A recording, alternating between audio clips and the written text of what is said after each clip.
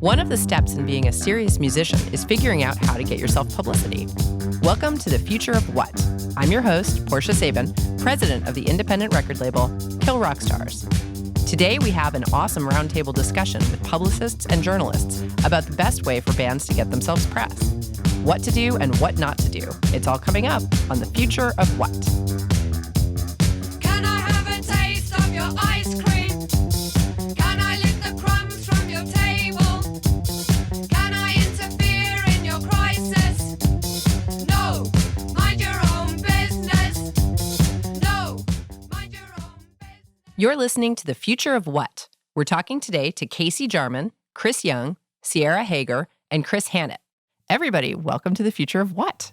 Hello. Hey. Thanks for having us. Yay. I love it. Everybody's in studio. I like it when we're all together. Can kind of see you all. All right. So today's episode, we're going to talk about how to get press. Yay, for bands and individual musicians and everybody who wants press. You guys are a good group to have because we've got a couple people who've worked at actual press outlets, where people are trying to get their albums reviewed and such.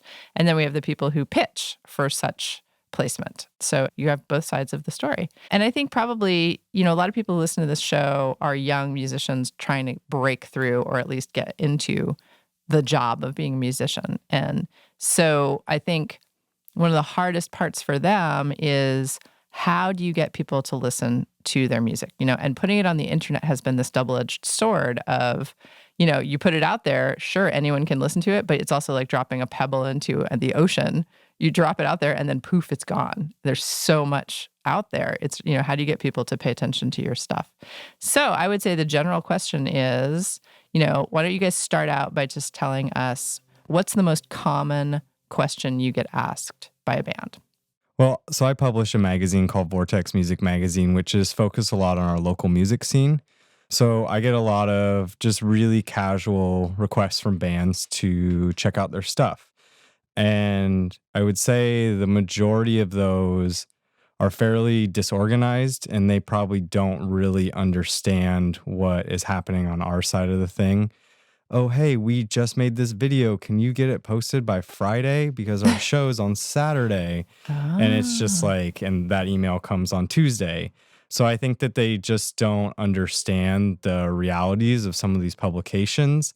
And especially as you're trying to get past just someone on like a local level where we're pretty personable and paying attention to everyone, and you're starting to look at bigger publications, these people are even more flooded and they have budgets and editors that are dictating, what they can and can't write about.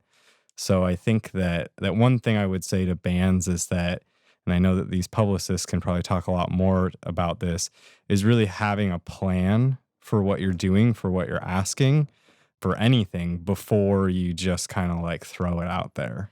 And when you say have a plan, and when you say, what you're implying right now is that publications have schedules, right? Mm-hmm. So tell us more. You guys, both you and Casey, can tell us more about the schedule that a publication might have. Yeah, I think it's just being mindful of which publication you're pitching to. Here locally, if you're looking at a publication like Portland Monthly, their lead time on publishing a story might be a couple of months, even 3 months out.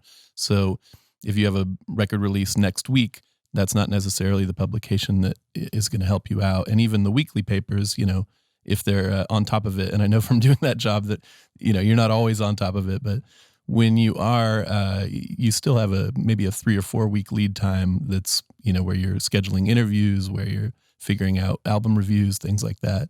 So I think it's just being really mindful of other people's schedules, which is good general life advice in addition to good musician advice.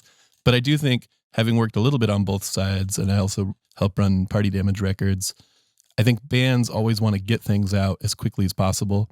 A lot of times they're tired of waiting for an album to be mastered and waiting for the art to be done and getting this plan together. So there's always a lot of pressure to go. And I think in my various capacities, I feel like I'm often a guy who's saying, let's slow down, let's think about this. And that can be kind of a hard role to play because the more time that passes, the less exciting the initial spark can kind of fade out a little bit for bands, I think. I know exactly what you're saying. I'm thinking about every band that I've ever worked with seems like they think there's this date, right? Release date. Mm-hmm. And after release date is get famous. Yeah. But there's no plan for like how that would happen. It's just like that's, you drop it out in the world and then poof, everything, everybody loves you. What a mystery. It's like the underpants gnomes equation.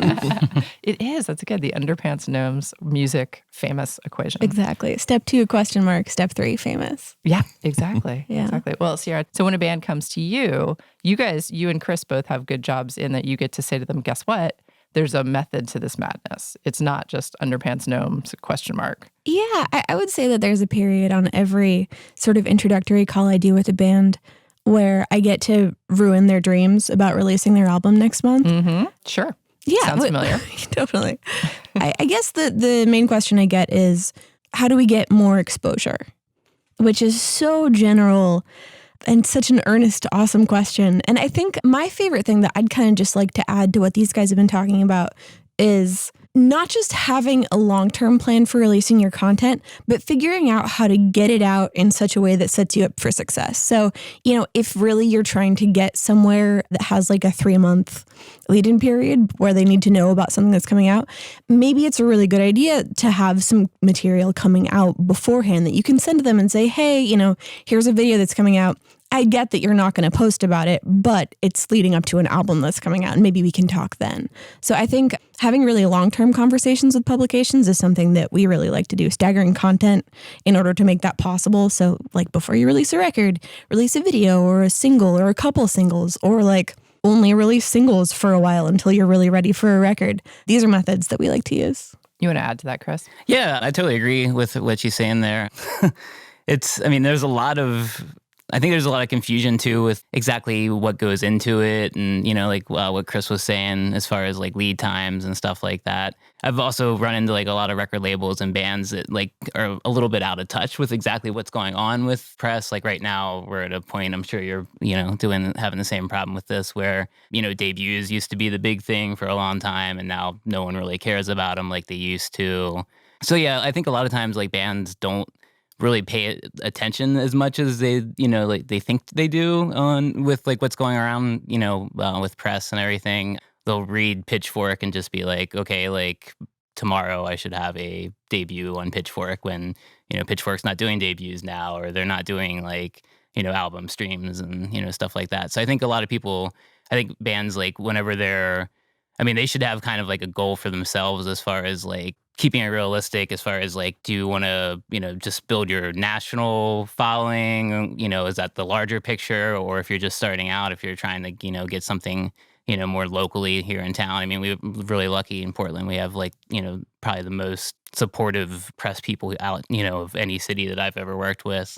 So, I mean, locally here in town, I think that's like a great thing for people, just to build on that kind of thing and start there. Do you guys recommend that bands start trying to get popular following locally first and then expand it to national? Or how do you, what would you recommend bands do in general? Yeah, I think that's a good place to start for a lot of reasons. The most important one is just to make sure that your band has teeth at all, that your bandmates are ready to like actually commit to something. I feel like you can work so many bands that we work with are sort of in their first couple years, and they wind up changing a lot during that period, creatively, personally. Sometimes people figure out that like their best friend from high school or whatever, who they're writing songs with, is actually going to go to law school, and they're going to have to go it alone. So I think starting out locally is the best plan. I think it's probably also most people's only option. Mm-hmm. Yeah. Most of the time. Right. I think working in the local press, I would see exceptions where, for the most part, I felt like I was paying attention to the local scene and kind of had a somewhat of a lid on what was going on locally.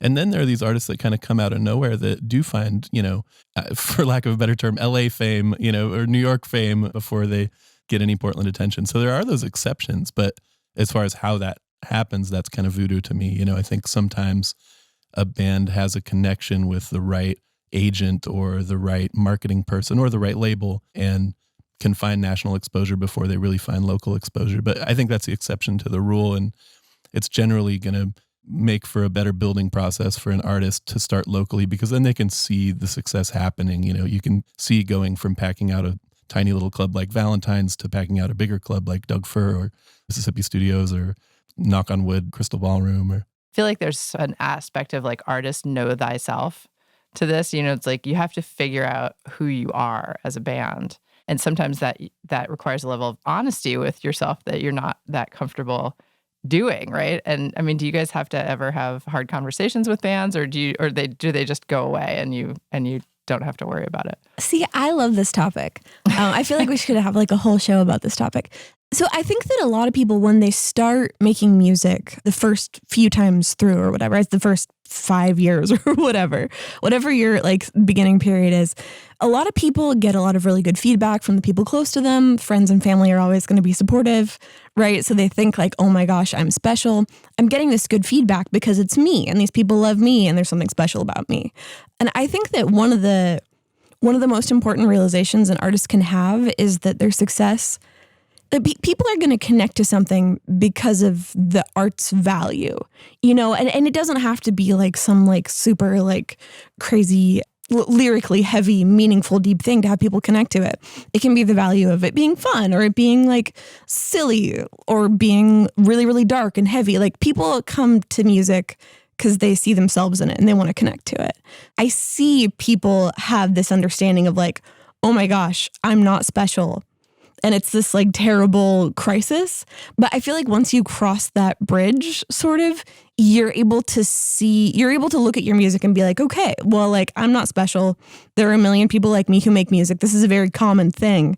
But like, what can I offer that does connect with people? You know, what can I offer that's real? So I think that when I'm thinking about like bands developing, bands early on, that's kind of the, you know, and from there, it's so easy to make decisions about your band like it's a business, if that makes sense. Sure. Once it's not about like me versus the world and I'm going to climb and be a rock star. Like Right. it's a lot easier to just like kind of disconnect and be like, okay, like how can I provide value to the people I want to work with? How can I provide value to my fans? How can I provide value to my bandmates? So yeah, I think that's a really important step.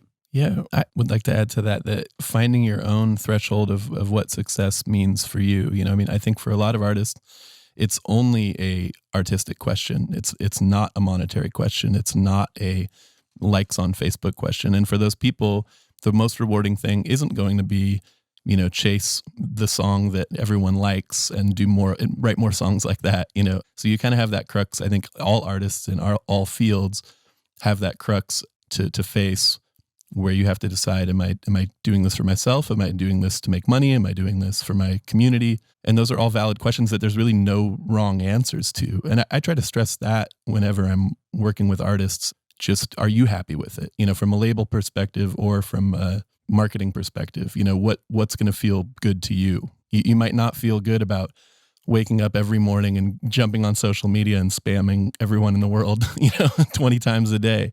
You might feel better about quietly building this thing for a while and letting it sit and letting it linger and figuring out what it is. So I think there's so many different paths and so many measurements of what success means for different bands. Yeah, that's what makes it kind of hard to do some of these, like, you know, to talk about this kind of stuff, because, yeah, it is completely different for everyone. Everyone kind of has like a, you know, their own personal idea of what they're going for. If they want to be, you know, they're just stoked that they're like selling out like a, you know, a venue here in town, and that's great for them. And, you know, but do they want to take it to the next level, you know? And then when they are ready to do that, like, what resources do they have together already for that? You know, do they have like someone that can help them book shows outside of town, which is, you know, when we were talking about like building a local following, I mean, it's definitely a great place to start, but I mean, touring is hands down the most important part of publicity for, I think, any band, is just getting out there and getting your name out there. Definitely.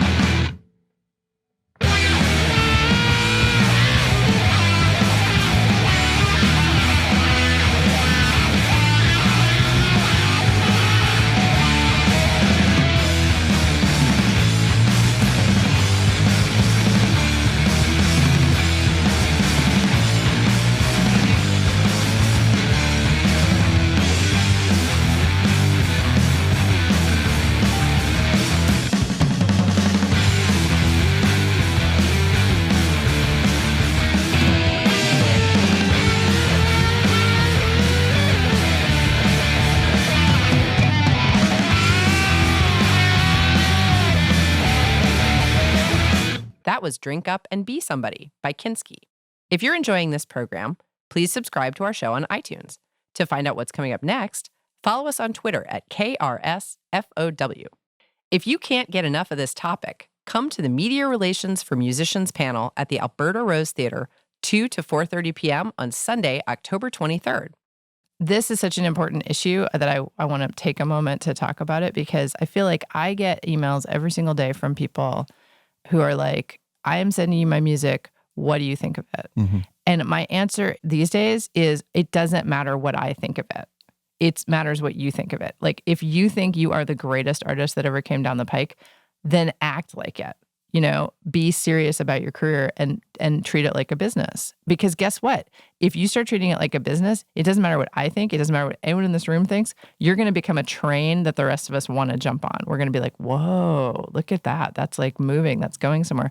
And I feel like there's a palpable difference between a band that's moving and has momentum and stuff going on, and a band that it's like, they come up to your door and they stop at your door and they're like, open the door, please. Will you please open the door?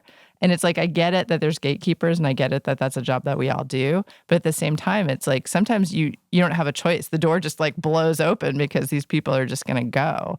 And I feel like, the more we can stress to young artists, like, be serious, like do all those steps that you were saying, like make sure your fellow musicians in your band are serious. It's like, who's going to want to actually stay home and not leave his girlfriend? That's an important thing to figure out before you start going on tours, or after the first tour, which you will quickly find out. But like, be serious about your bandmates, be serious about your music, be serious about what you're doing.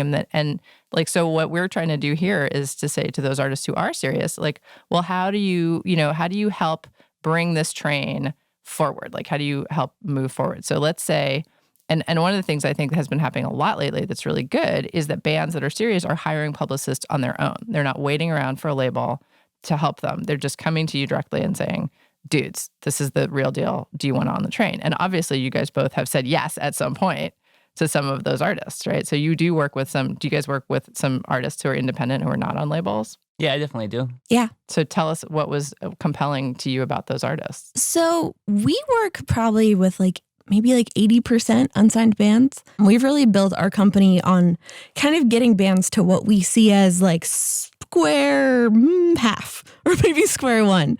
So we've built out kind of like a 4 to 6 month process of helping bands get organized in terms of what shows they need to book, in terms of how they're going to be staggering content.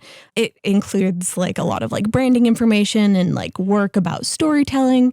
We're not social media managers, but there's a lot of information that we give people and basically say hey, we can open the door to some degree. We can still figure out how to get you guys a national premiere and some local press and maybe some other stuff too.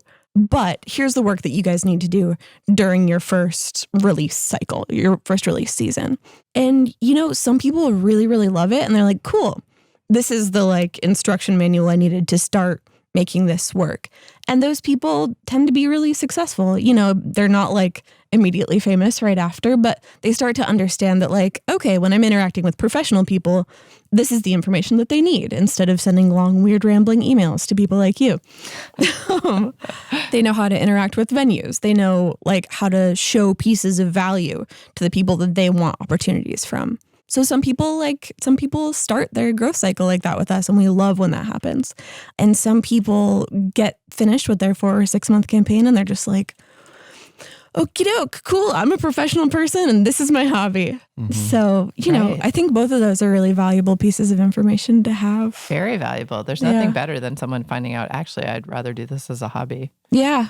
It's personally speaking, it's a really wonderful moment in your life when you can be like, wow, I do not want to be at venues until 1 a.m, maybe ever again, but certainly not every night.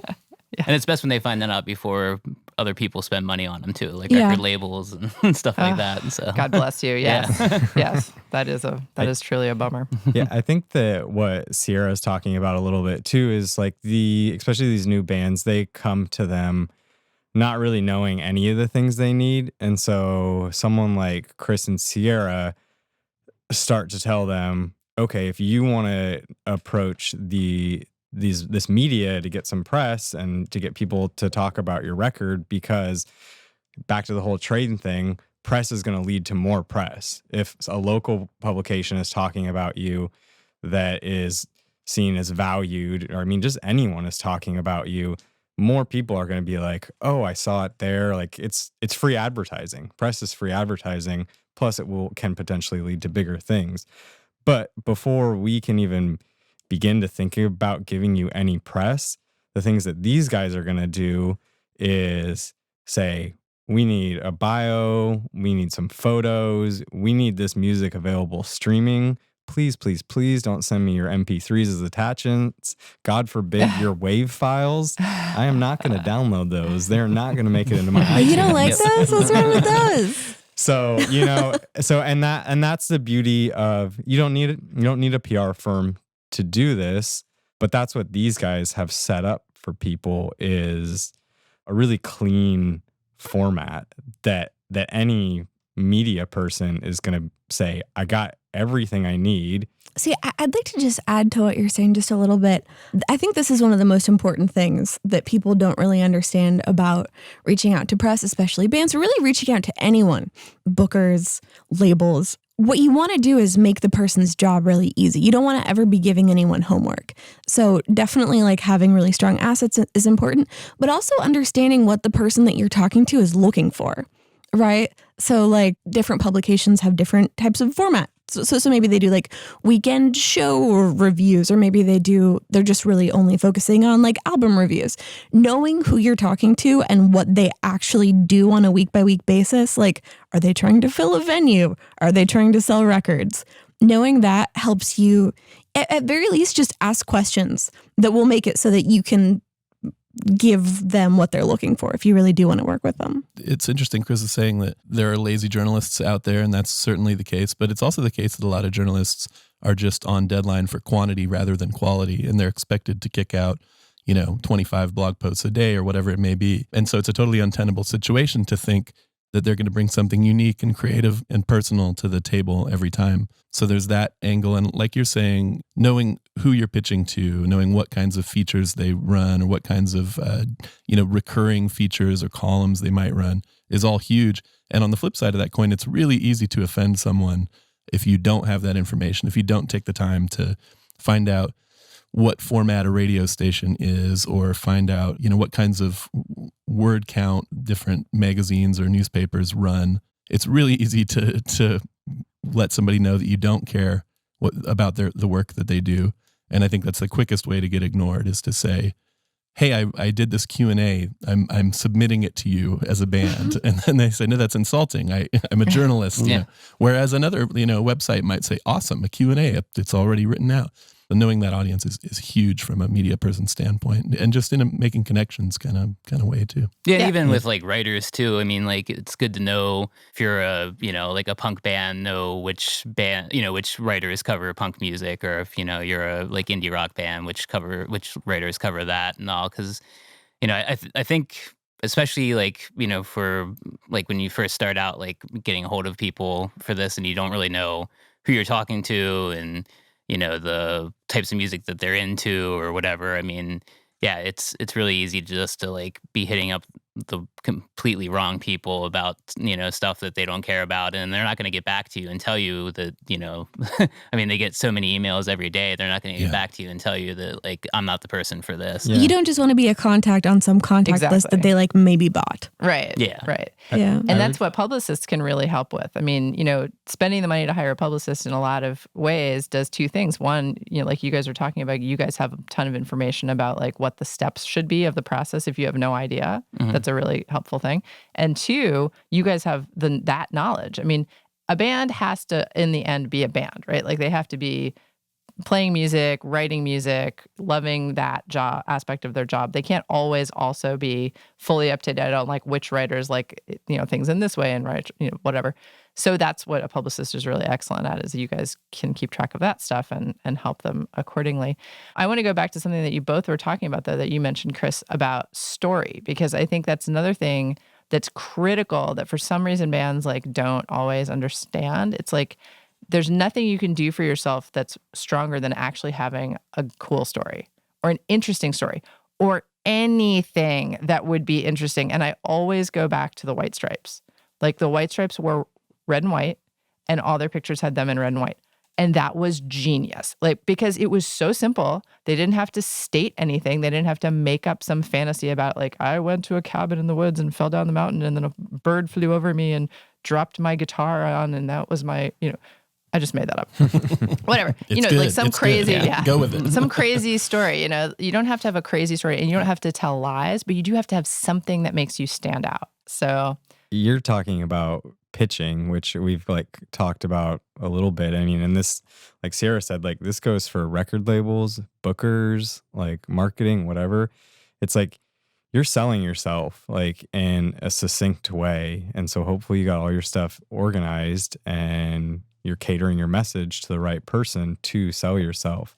And I'd like to even reiterate something that Chris said too, is I have a friend that works for a national hip hop blog, and they have a submission email address. They get over 500 email submissions a day. I mean, I don't really know, but I would venture to say that that submission email address really probably doesn't get read or checked out, or, it's the garbage basically.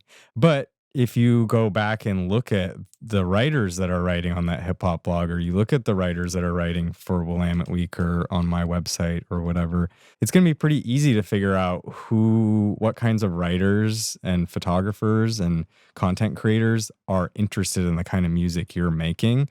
Because I'm a sucker for the emails that I get that say, this band sounds like this band. And I'm like, oh my God, I love Sufjan Stevens. Maybe I'll check out this band. They probably suck. They probably are not nearly as good as Sufjan Stevens, but whatever. I'm going to go for it because it just caught my eye and I'm going to do it.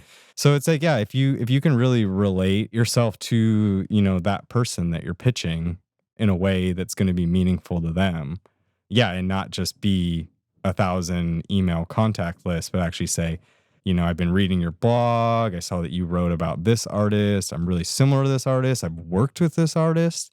That is going to put you to way to the top of the pile, because people are going to be like, oh man, I really respect that producer. I'm definitely checking you out. There is this really thin line though between having a story and having a gimmick. And I think a gimmick can be great for your band in terms of exposure. If you're Harry and the Potters, right? And you're touring around the country and you're playing songs about Harry Potter at libraries, obviously you found your niche and you found your thing that works. It gets a lot harder when you decide you don't want, when you decide you want to make your mature fourth album that has nothing to do with Harry Potter, then all of a sudden you're not getting out of that hole. So I think you do really have to consider when you're pitching a story. And I think some artists are hesitant to offer up personal things about them because of this. You do have to consider that whatever your story is, you're going to read it over and over and over again in a million, slightly subtly tweaked ways, and you're going to get sick of it. So picking a story, I totally agree. Having a story is gives you a huge advantage over other artists. But it's also something that you want to seriously consider and think about, how much of yourself are you willing to invest in this editorial process and in the press? We're working with a really cool artist right now named Chuck Westmoreland, and he has these long, sad, very upsetting, really dark kind of country, outlaw country songs about his wife who has just survived breast cancer. And it is a thorough bummer of a record. And it's a pleasure to listen to. And people have been really engaging with it in the press, even though he's not doing, a whole lot. He's not touring super actively. But his story is so real and he's so authentic. And the photo that we're sending out is him in nature being a giant bummer. And it's just so real. It's just exactly who he is. And he's been able to share himself so directly with people. And there's such a specific audience that really actually likes that kind of music. I say all the time, if you're trying to be everything to everyone, you're going to just be nothing to no one. Mm-hmm. So I think so that's I think what you're touching on is that authenticity is its own story. I mean, by its definition, it's its own story every time. I was just talking to Katie Davidson from Dear Nora and Key Losers about the idea that if everyone wrote the songs that are really truly personal to them and really revealed something about them, we'd have a world full of really interesting songwriters. And often what we get instead is our songwriters who are trying to sound like someone else or appeal to a demographic or whatever it might be. But I think the same can be said for a band's image, a band's story, a band's presentation. A lot of times that authenticity really is a unique story. And you might be looking too hard if you decide, you want to be like Count Dracula and his, I don't know. I'm trying. Sure. Your story was Although so good if about in your the heart- guitar flying down from the heavens. If in your heart you really are Count Dracula, though, like if you're Work it. if you're a Count freak, Dracula. like Yeah. show us. Show it. We want to Totally. see. One of my favorite people locally is Willis Earl Beale, because there's no one like Willis Earl Yeah. Beale. He's just this incredible character, and you talk to him and he's a very open person to talk to, before and after shows, and he's exactly that guy that's on stage. And to me, that's the most appealing possible thing is Right.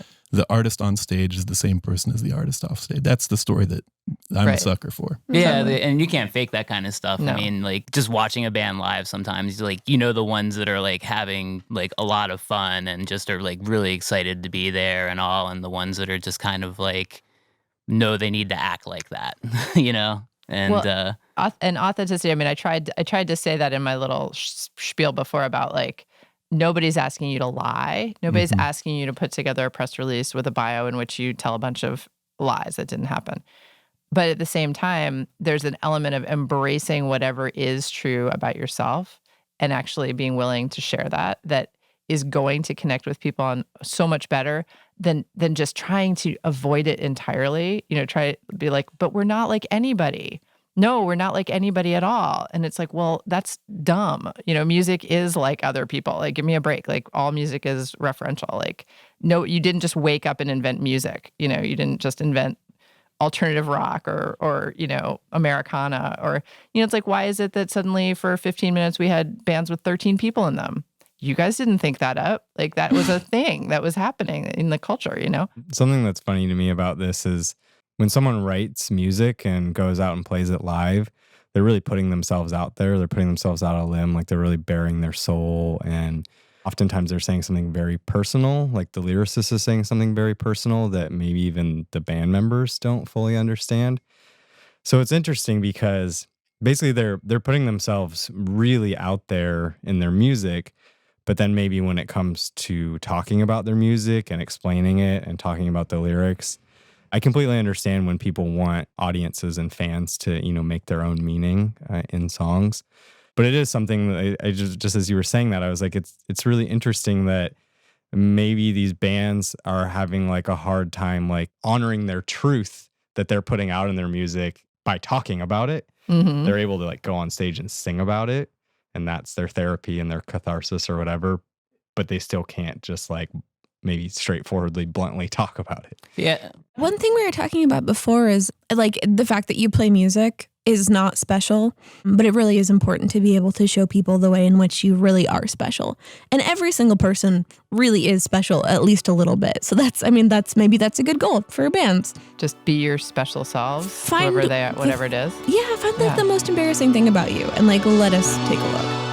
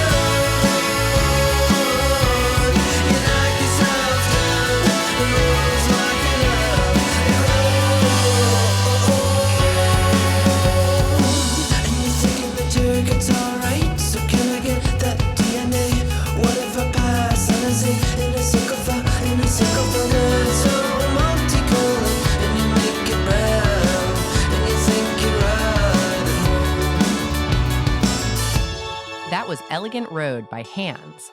If you can't get enough of this topic, come to the Media Relations for Musicians panel at the Alberta Rose Theatre, 2 to 4:30 p.m. on Sunday, October 23rd. You're listening to The Future of What? If you're enjoying this program, like us on Facebook and become a subscriber on iTunes. I wondered if for publicists, how big of a difference does it make to you that you really believe in this band? I mean, can you do good work for an artist where you see how they could be successful, but it's just not your thing? Or does it have to really appeal to you in order to do the best kind of work for them? I mean, I feel like I have a, pretty wide, I'm into a wide variety of music and stuff. But the thing is I think it's every publicist probably, same thing with like record labels and all, like kind of have to like have a, point where they're like, okay, I think I'm better at this kind of stuff and all. Like, I feel like I do better with like louder stuff, punk music, metal, post-hardcore, yada, yada, yada. But I mean, I love like, softer indie stuff, and I love like old reissues and stuff like that. But, just sometimes like, I guess you get pigeonholed for like one kind of thing, and, it's harder to kind of spread out from there and all. But I mean, I have always 100% try to go after stuff I love, because it's impossible talking about stuff that you don't really appreciate it,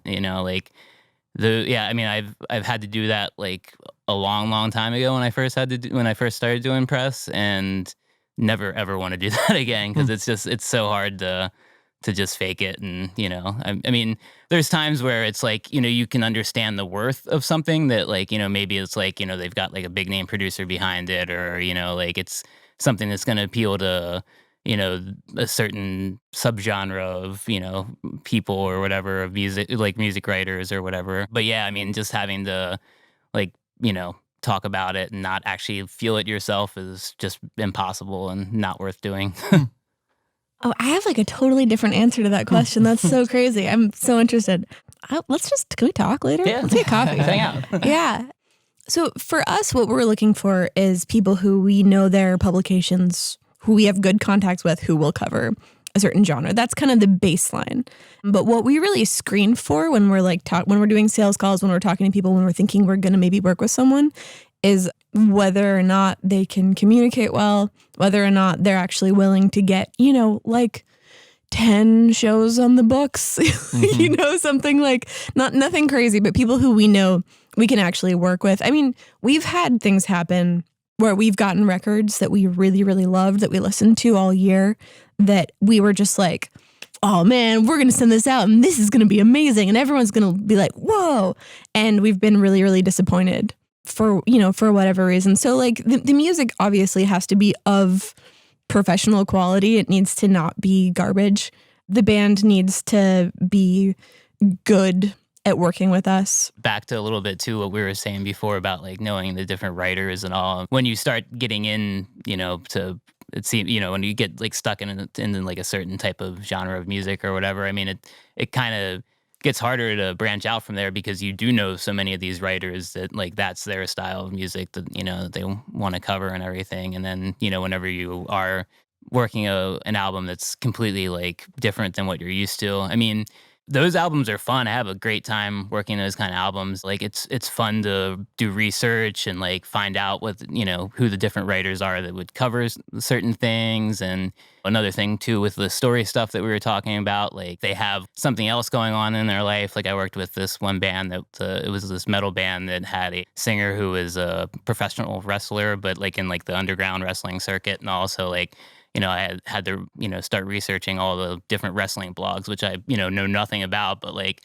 for 3 months, I'm like well knowledgeable on wrestling, but, and then you just forget about it after a while, it's fun to pick up albums like that do take some research and everything. But yeah, it definitely still has to be something that you really, really appreciate yourself, I think. I was just going to say, he touched on something really interesting, which was that, you get into your certain genre and you have those contacts. And for a publicist, it's a healthy career move to nurture those contacts and stay in touch as often as possible. So if you're doing a bunch of really, really, really different stuff that's all over the board, you're going to wind up diluting your own efforts. I mean, one of the cool things about being a publicist is that you get better over time because your contacts become stronger. So I just wanted to That's a good point.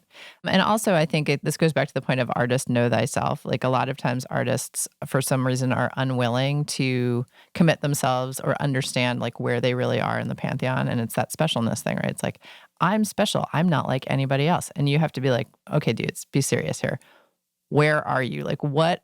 Because the thing is, if you don't know who you are as an artist, first of all, you're probably not ready for any of this, you know?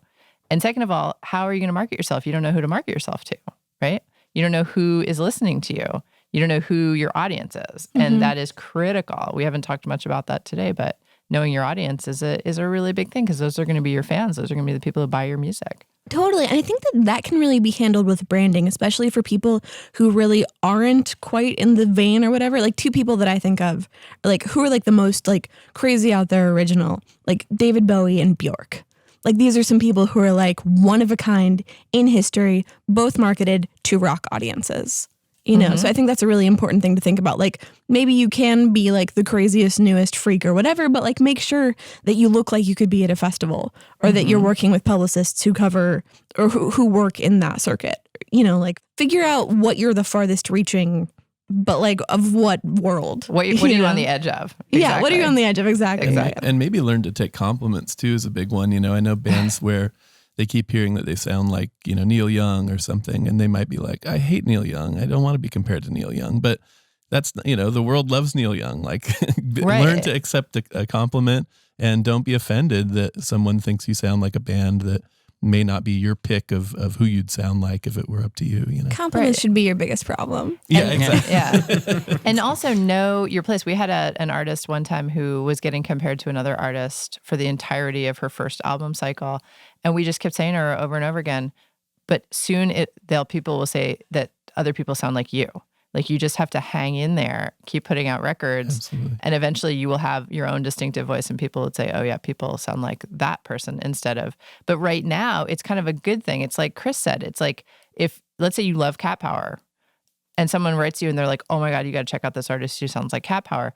Your first thought is going to be like, I love Cat Power. I totally want to check that out. Not like, oh, I bet this person doesn't really sound like, you know, it's like, hey, check it out. Cause you're like, hey, I want to hear that. And you're totally right. I'm sure if listening back to albums from, like, I use Neil Young as an example, but you listen to the early Neil Young stuff and I'm sure he was getting compared. Well, he was in like a funk band, right? He was all over the place. But I think if you go back and look at first reviews or first press for a lot of artists who were huge, they were being compared to the Beatles or they were being compared to Sleater Kinney or whoever it may be. I think everyone has to go through that phase, absolutely, as you develop your voice and as people learn to hear you. You know, I mean, it takes a while for your sound to resonate too. Right. And I always tell the story about Elliott Smith, his first record on Kill Rock Stars, where everybody, like all the writers hated it. And they were like, what is this Paul Simon crap? And it's really funny because that was that moment in the 90s when everybody was in a band. And even if you weren't even if you didn't have a band, if you were a solo artist, you still had a band name because nobody wanted to listen to a solo artist because like it was just not cool in the early 90s to be a solo artist. And here he was by himself, Elliott Smith, and everyone was like, what is this Paul Simon crap? And the next thing you know, now years later, 20 years later, it's a different story. Is there an artist that more people, you know, that people say more often, oh, you sound like a little like Elliott Smith? I mean, he's the touchstone if you're a singer-songwriter now. Exactly. And isn't that funny that was like a bad thing? That's an amazing story. Yeah. I know. Yeah, Slim kept all the reviews because he wanted to know who said that in the future. And they've all changed their tune. They're like, I always loved him from the beginning. Yeah. Pre-internet days, you could get away with anything. Well, I think that's sort of an interesting point. I think that negative press can be really transformative for bands. Totally. Yeah.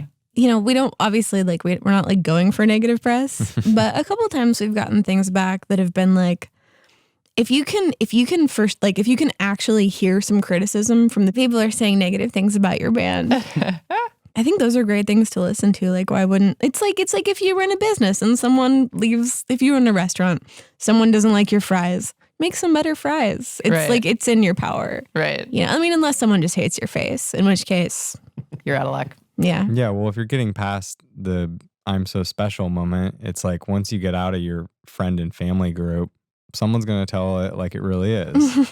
And even if you are good, there's going to be plenty of people out there that are still going to tell it like they really think you suck. So you got to be able to like take that criticism and either use it to better yourself, empower yourself, like prove the haters. Everyone's a hater. Refine your marketing because you realize that you're not going to appeal to a certain like if you want to be a special artist, not everyone's going to like you. Mm-hmm.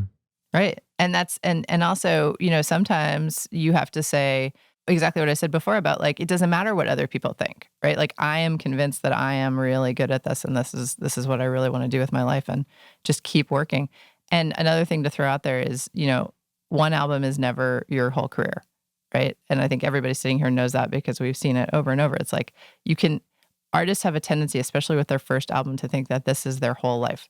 And really, it's just your first record. Get it out there, keep going, make a plan, move on. Mm-hmm. Yeah. know? And I mean, the whole first record kind of thing is, especially working with a lot of local artists that aren't on the level where they can hire a publicist to attempt to get press because it is the first thing they put out. You get a lot of people that just aren't ready. They just haven't really found what they should be doing with their band or their sound or whatever. So I think that that's something too that artists need to realize, that if you're not getting feedback, if no one's writing about you, hire a publicist. On the worst, you're not good, or you're just you're not resonating, or you're not talking to the right people. But there, especially with local artists, you find a lot of people that really just aren't ready, and they think, "Hey, I got this music," and they just need a few more years of refining themselves. Totally. Yeah. And I mean, and this is something that I've learned from Sierra too, because she writes some really interesting blogs from time to time on her website. But she talks about working with new artists and making a case for just releasing singles, because no one gives a crap about your full-length album when they've never heard of you. Right. So if you can just really refine yourself and put out a bunch of knockout singles every 3 months and get press around those and get people to talk about those and get on a Spotify playlist, maybe you've just made it right there, And do some get your failures out of the way without spending a bunch of money on a record. Mm-hmm. Yeah. Without all these expectations. I mean, people think about their first record like this is gonna be my right. Masterpiece. Yeah. Which is crazy. Probably your first record isn't even going to be the one, if you do get famous, your first record that you're thinking of right now isn't even going to be the one that people hear for the first time. It's not going to be your breakout record. Right. And technology has changed so much these days that things are different. It's not the way it used to be. It's not, the very first, some bands back in the 80s, people were really strongly anticipating their first record. But the reason was because they had done a ton of stuff beforehand. They'd played a ton. People knew who they were. They'd gotten singles out and heard them on the radio. Support from record labels. They had to, massive support of a record label. This. Exactly. It was a totally different time. And I feel like we have to someday, at some point in this culture, quit living in the 80s. We have to move forward 30 years and start living today, because this is a different age. This is not, we can't base record releases and music careers on once upon a time you used to be able to get a ton of money from labels. Because guess what? You can't. I don't have a ton of money, and almost nobody else does. And even if we did, we're not spending it all on some band's first record. It just doesn't work that way because the returns are not possible. And I think about just thinking about bands here locally. I think about bands who basically have scrubbed their first record from existence, because we're also, with the exception of Vinyl Hounds, which generally speaking, you're not going to put your first record out on vinyl if you're doing it yourself. I would advise against it unless you really have 6 months on your hand. Yeah, a proven so you audience. have really nice parents. Yeah, that's a big tip I would say, is don't just get vinyl because you want to hold vinyl in your hand. Get vinyl when you're ready for it.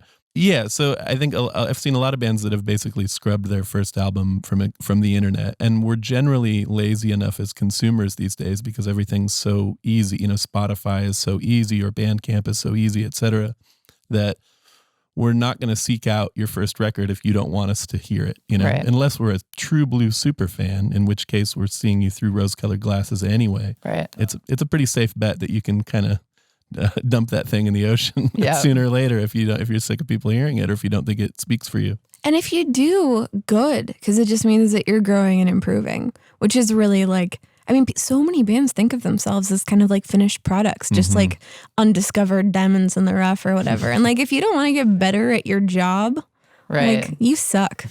Yeah. You agreed. know? From your mouth to God's ears. Anyway, let's quickly go around and everybody give me a do or a don't or both for young bands when they're sending stuff out to publicists or to publications, okay? Do not send me an email that says, hey, can I send you some music? Ah, that's a good one. Just get me everything the first time around in a nice, organized manner so I have all the info. I get this email maybe every day, and it's like, hey, what's up? My record is coming out next week. Really like some PR help for it. I know it's a quick turnaround, but we can figure it out. And also, we have no budget. Just trying to figure out, like, maybe like a small national campaign. Just trying to figure out what we can figure out. Like, have a budget if you're emailing a publicist. And you can email to ask about what your budget should be and stuff, but don't be like, don't have a budget looking for PR. That's not cool. You wouldn't be like, hey, looking for some coffee, don't have a budget. That's rude. Well, looking for some music, but we're not going to pay for it. Totally. Oh. Whoa. Whoa. Sick burn. Sorry, go on. Also, just like, look at the website. Does this publicist work with classical music? If not, maybe don't send me your classical music. Yeah, I would agree with what everyone's saying. Basically, definitely make sure that everything's in the first email. You only get, one shot to really get in front of people, especially, what we were talking about with like getting emails piled on you and everything. I mean, if you have to ask what the release date is or ask where I can download photos or whatever, that's one less step likely that you're probably going to end up covered on the blog or the website or whatever. And make sure you tour a lot.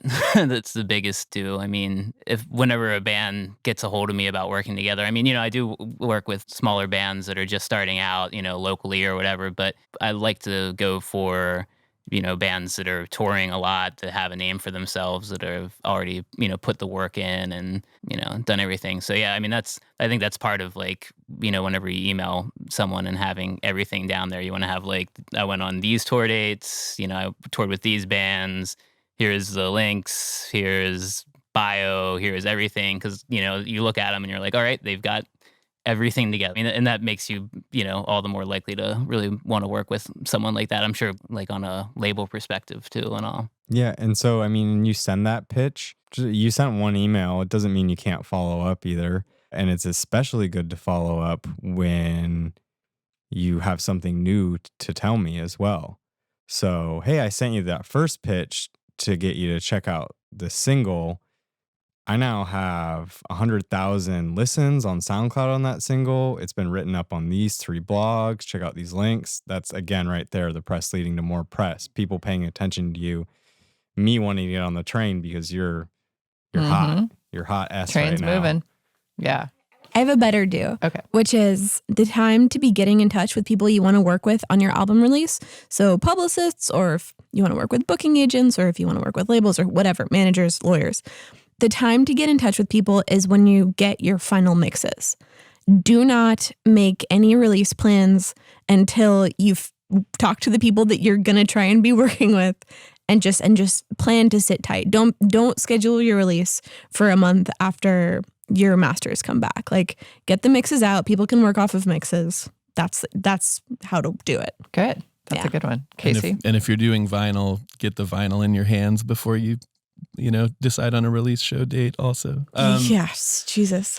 Because vinyl can go terribly wrong. I sound like a hater of vinyl, and I love vinyl, but it's No, like, you're just a vinyl realist. it's an albatross. Yeah, You know, no, it's- we're the same ways. Yeah. I mean, every time a band says to us, we want to do vinyl, we all go, oh. Yeah. Because we love vinyl, Yeah. but, it's a huge albatross. If you work with it, you love it and you hate it, I think, because it's an ancient technology at this point. Yeah, and it takes a really long time. But my do would be to create a web presence for yourself before you really reach out to anyone. And it can be relatively simple, but I would say having a couple of photos somewhere on the internet, having music that can be either downloaded or streamed, because every journalist has their own process, just like every booker has their own process. Sometimes they involve putting everything into iTunes immediately. Sometimes it's, they don't want to deal with that. They don't want junk on their computer. They just want to stream something. So having a few options for listening to music and maybe a couple of high-res photos and just some general information about your band. You don't have to be a genius at writing your own bio if you're at that stage, but at least letting us know who you are, where you're from, and, you know, maybe who you've played with. Like Chris was saying, the touring thing is a huge mark of professionalism and shows that you're serious if you've been on the road. So having a central kind of hub or two, you know, maybe a Facebook page and a Twitter account, those basic first steps already in place really signals to bookers or press people that, you know, you're not just doing this overnight and you're going to give it up tomorrow. You're actually sticking with it and you intend to work on your project. Good advice from everyone. So Casey Jarman, Chris Young, Sierra Haager, and Chris Hnat, thank you so much for being with us on The Future of What.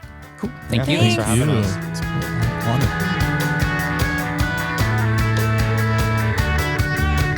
Huh? ¿Qué pasa? I've just woken up like Rip Van Winkle in a denim miniskirt. What you see now? I took a rest, took some time off, be a mom, have some kids. What's up, y'all? I thought we had a plan and moved things forward for us and women around the globe. Awake now, outside it froze. Instead of going forward, where the hell we going now? What? Is it so? Tell me something, are we living in a slow roll? What? Is it so? I got some dreams of living in a back drawer. Did I lay down? Did I fall asleep on backs of women who come before me? Almost equal, almost good enough. Almost had a woman go and run the White House. What does it mean now? When can I wake up? Is our generation stuck in a deep rut? Fight the same battle again. What are we missing? How can we move on? What? Is it so? Tell me something, are we living in slow-mo? What? Is it so? I got some dreams of living in a back door.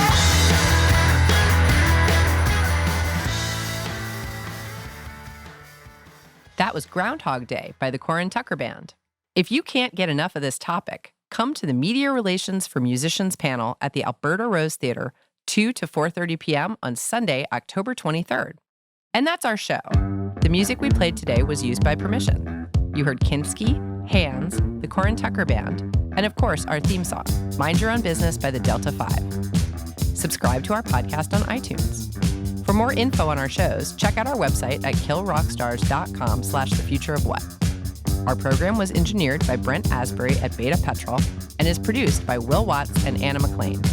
I'm Portia Sabin, president of Kill Rock Stars. See you next week. Can I have a taste of your ice